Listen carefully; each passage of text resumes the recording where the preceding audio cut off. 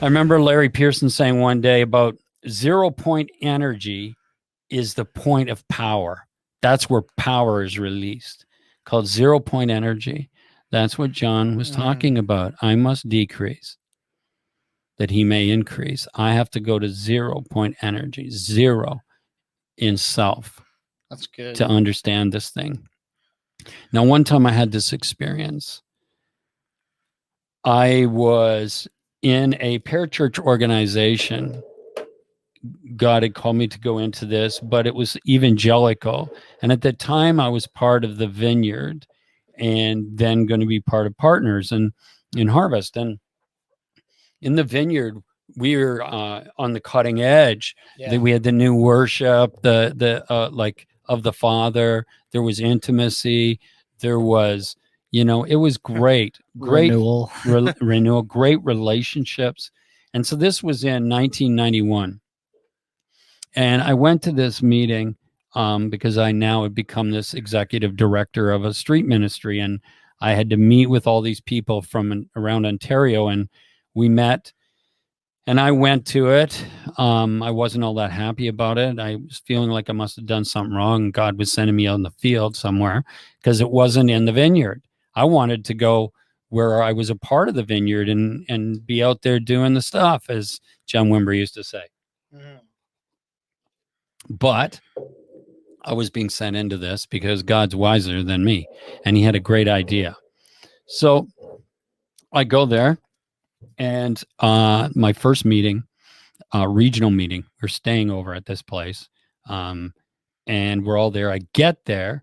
And again, I'm with mostly fundamentalists, people that didn't even raise their hands in worship. So that was all important to me at that point.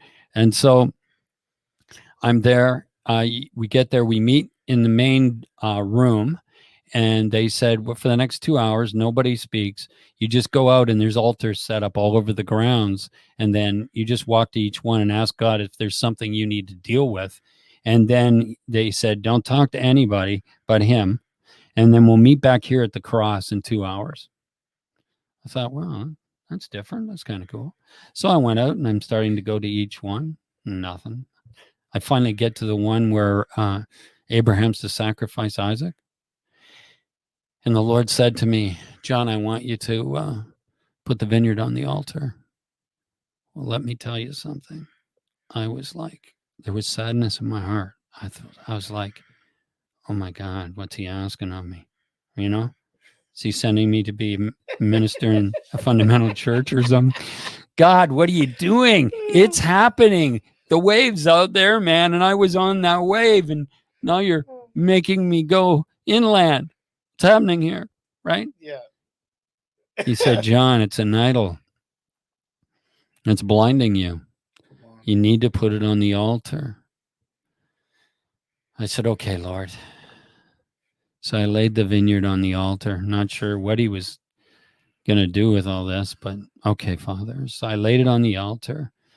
And when I went away, I went back to my room to pick up my Bible to head back to the main room where the cross was. And when I picked up my Bible in my room, I looked out on the grounds.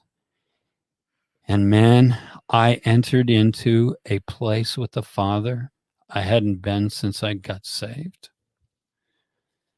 Since I died in the car accident. Come on. I felt him, and I felt the intimacy of who he is. And I looked out on the grounds and I could see a Baptist coming. I could see a Brethren, a Presbyterian, yes, even a Pentecostal. I could see all these different denominations coming that were part of the parachurch organization. And you know what? There was no division. I loved them. They were my brothers. And I was like, oh God, you pulled it out of my eyes. I was blind. The vineyard had blinded me because you were calling me to the body of Christ. Yes, the vineyard's part of the body of Christ. I love the vineyard. I love those little grapes. But I got to tell you, I did. I still do. Those little grapes. I know. This is a great Wimber, and Lonnie Frisbee. But I realized that idolatry blinds us. Yeah. and it Well, they had to think we go. know.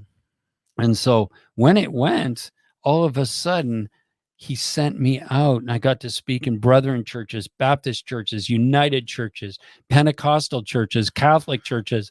And I'd get up to speak and they would be waiting to hear about youth ministry and what I did in the street ministry. And I would do 5 minutes of that and then start talking about my father and how incredible he is. And the place would just get hit. People be weeping and they didn't even know what to do with it. God had honored me. He wasn't sending me into like I'd been bad. He was Yeah. stripping idolatry from me and taking me out so that I could teach people and reveal to people that Father is good.